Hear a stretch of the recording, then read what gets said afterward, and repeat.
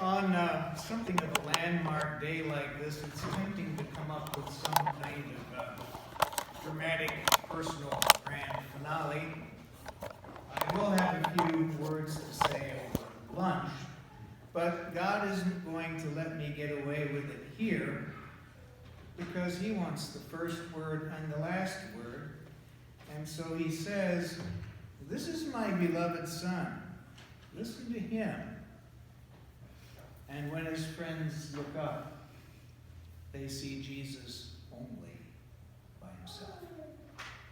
And that's how it should be. The vision of Him is why we're here. Actually, that's what this whole Epiphany season has been about. Visions and voices. The season began with the vision of Jesus shocking us all very much by getting down with us grubby people in the dirty water at His baptism, moving us to say, well, what are you doing here, And it ends now with a vision of Jesus in glory, just as He is about to lead us into the suffering and the shame and the weakness that we will also share with Him. So what does this vision of Jesus do to us? How does it affect us? Well, for starters, maybe it does the same thing it did to poor Peter, No doubt he was all worked up. It says he was terrified. Nothing like this had ever happened to him before. It was one of those tremendous moments that stays with you for the rest of your life, and you keep talking about it until people start saying, well, he's getting to repeat himself a little bit, isn't he? But he came unglued. It was overwhelming for him.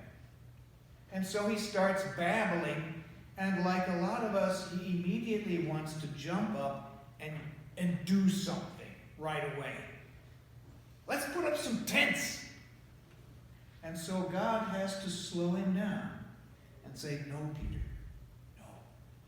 Just for now, listen to me. So what happens when we listen and when we let this vision of Jesus work on us? Again, we get an idea from this story. Jesus is not alone up that mountain.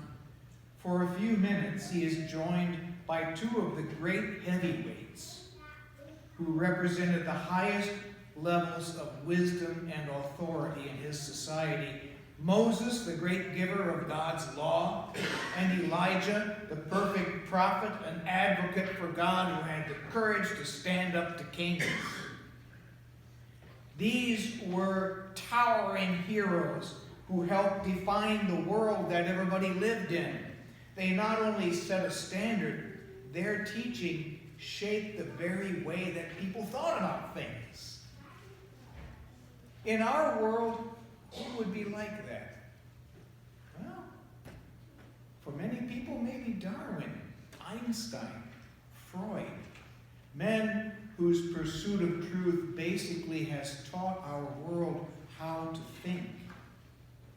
Not, of course, that everything they have said is ever completely right, but a fair amount of it is, and it has helped us understand our world more clearly. I am convinced in my own mind that there is only one truth, and there is only one source of truth in all of its forms, and that is God. Whatever we get, whatever is true from any source, emanates from God, who is the truth, the author of reality. So put those guys up on the mountain too, and add some more. Truth in all of its forms, though, needs to be brought to Christ to see what He intends to do with it. Medical, biological, economic, technological truth does not properly have an independence of its own. It rises from our skill and experience, but how we use it depends on the values that we hold or the values of whoever has a grip on us. We can use all these things simply to get rich, or to beat down our enemies, or to amuse ourselves, or we can bring these truths to the author of truth himself and let him tell us how we can use them to glorify God and to serve our neighbor. In the vision of Christ, our Lord lays claim to our entire lives, all our allegiances, and confronts us with a choice for which we are answerable. Now, the interesting thing is the wisdom that we live by comes in a whole range of forms. Last week, I was on retreat, and I met somebody, kind of person I've never met before. He is a woodsman, a forester. His job is to take care of trees. And right off, he told me that he's autistic. He lives in the world, he says, differently from the rest of us, and he explained it this way. The gift of his condition is that he understands trees the way most people understand people, except better. He can feel a tree. He can look at it and just feel it bending and feel where the stretch. He knows trees. The problem is he knows people about as well as the average guy knows trees.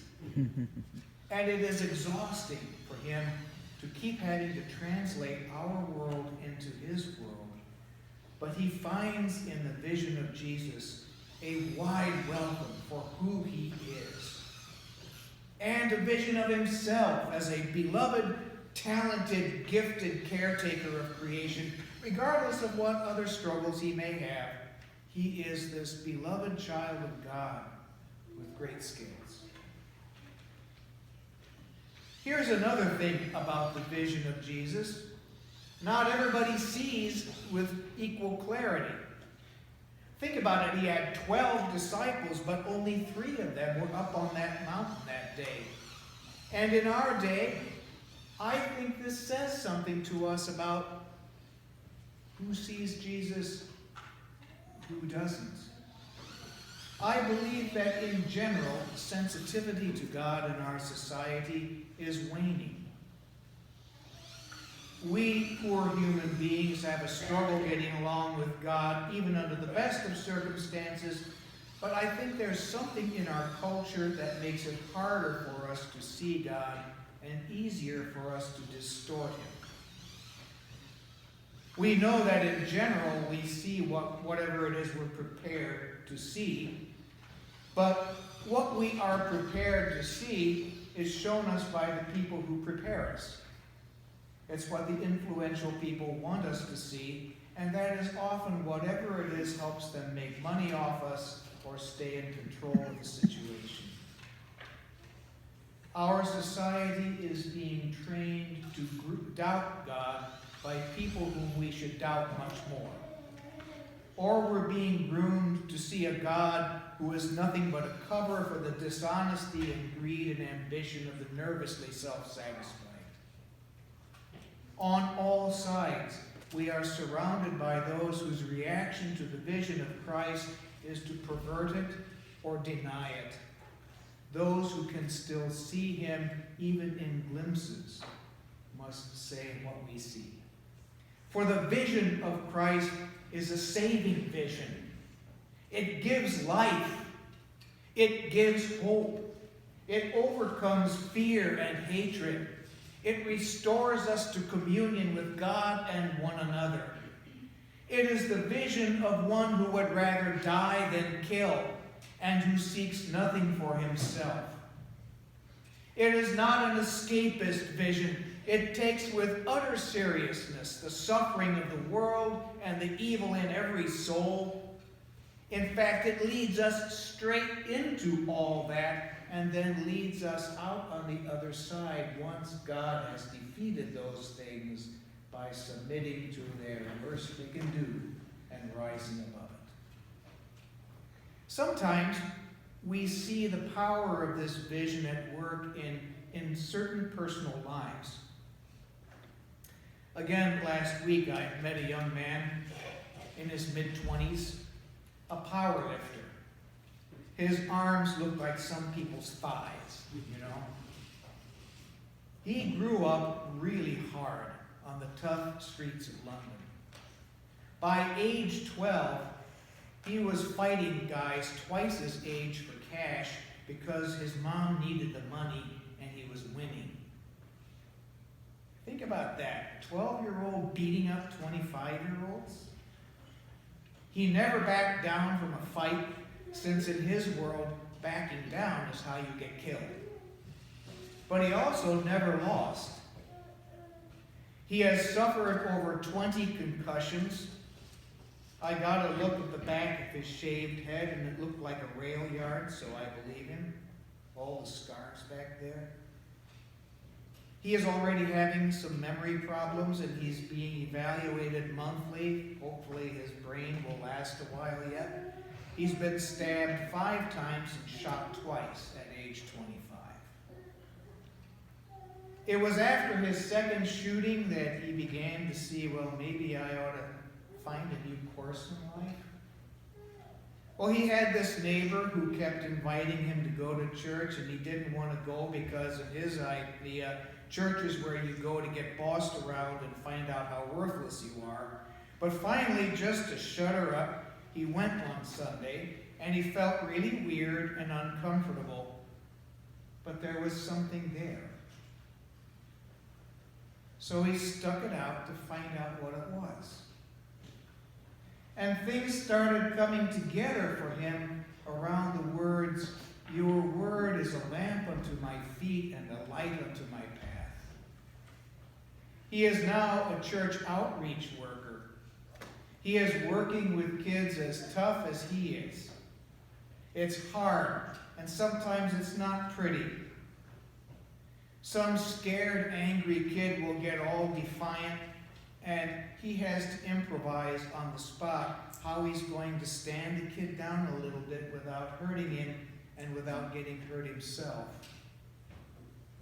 But what has happened in this young man's life is that the vision of Christ has transformed his hurt and suffering of his past into this vibrant source of hope and love and healing, both for him and for the boys that he serves.